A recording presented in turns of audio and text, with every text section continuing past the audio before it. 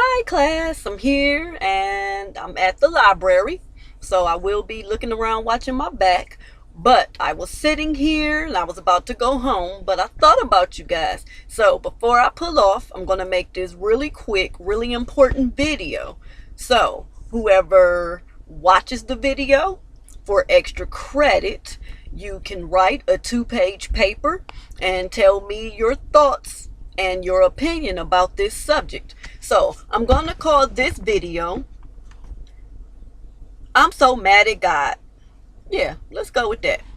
And I don't know why God chose that particular subject to put on my mind and on my heart. But since he gave me that title and that topic, I'm going to discuss it for or with you guys.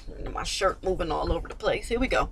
So I'm going to discuss that topic with you guys, and then I'm going to get on out the way and let you reflect and write this paper. So the first thing I want to say is that you guys know, most of you know me from the Henry Johnson Academy and the Henry Johnson Center.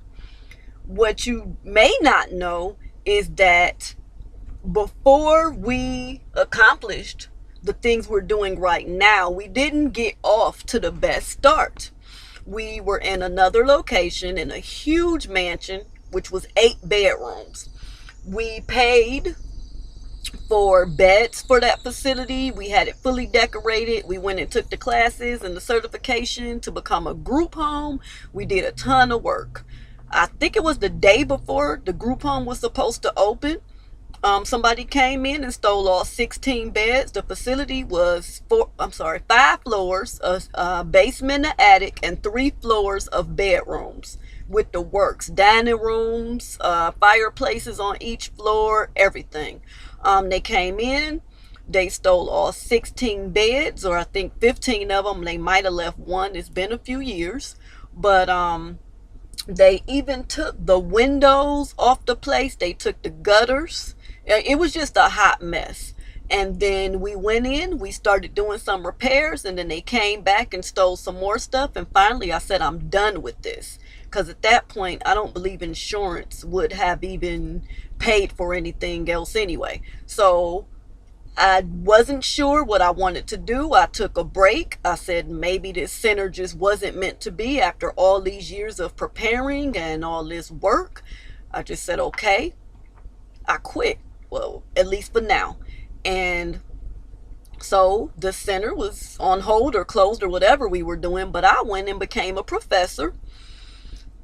And it was very stressful. For a while, I wouldn't even drive near that neighborhood or go near that street, because the pain of all those years of just sweating, hard work, and planning seemed like it was down the drain.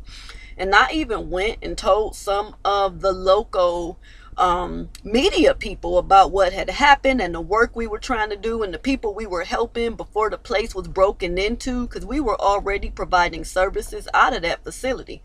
And instead of them helping to try to get people to repair the place or to get donations, they said, well, how we know you didn't plan the whole thing and you just trying to get some money out of us? And sure, somebody broke in. And they really treated me as though I were the criminal, and I put in my life savings and did all this work for nothing or to get attention. I don't know what the cause of the accusations were, but I said fine. So that just added salt to the wounds and made everything much more painful.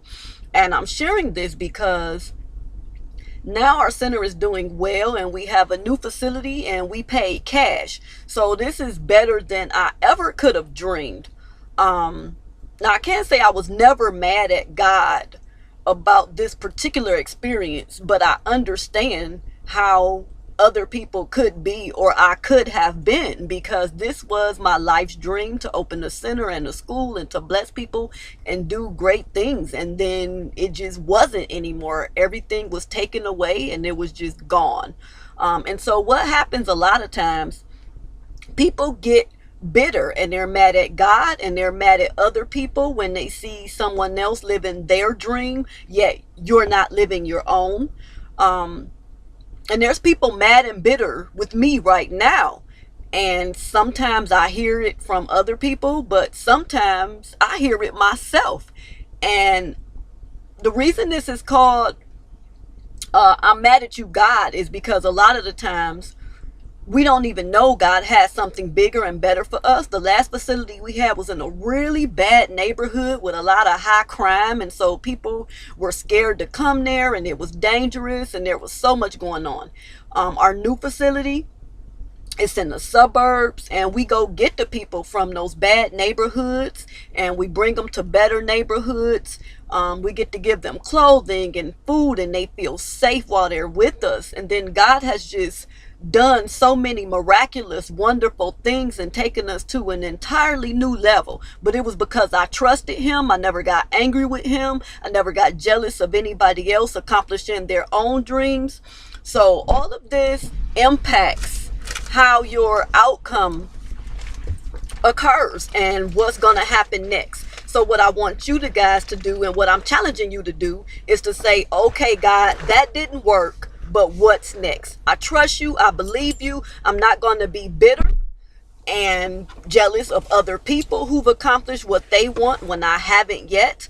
I'm not going to be mad at you because you are my provider. You are the God, the King of Kings, the Lord of Lords. You own the cattle on 1,000 hills, and the devil cannot stop you no matter how he tries, no matter what he does. You are my provider, my source, my everything. That's what I want you to say from this day forward. So don't be mad at God.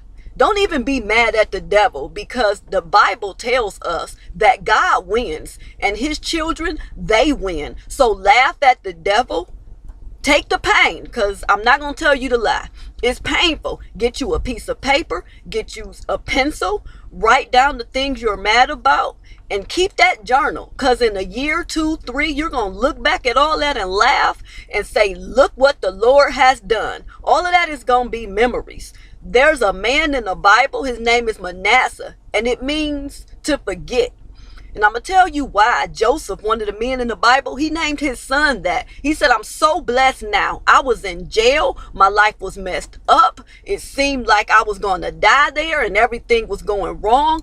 But I'm now the assistant to the king. I'm rich. I'm one of the most powerful men, not just in my country, but in the world. And I'm going to name my child Manasseh to honor God and to let people know God will bless you so much you will forget the pain of the past.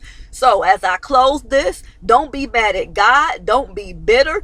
Don't hate on other people, because you don't know what pain they went through to get to where they are. So I'm going to challenge you to do what they did and keep trusting God until you get there too. I love you. God bless you. And I'm expecting my 2-page papers next week. Bye.